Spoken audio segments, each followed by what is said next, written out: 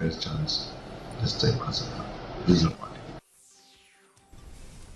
Meanwhile, Deputy Chief Minister Preston Tinsong has asked District Administration and Police Department to vigilantly monitor and take decision action against any unauthorized collection of donations by NGOs and individuals within the city.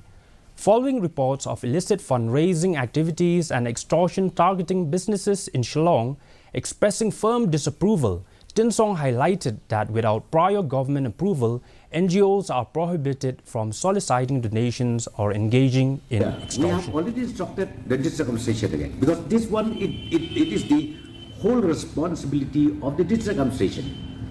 The DC, the SP has to take care of this. And I'm very sure even official notification has come out that, because it is legal unless you get the permission from the deputy commissioner.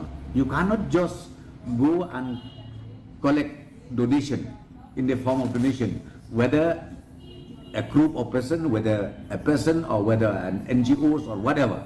You can't. There is a prescribed norm where you cannot just do like that blindly. You have to get the permission.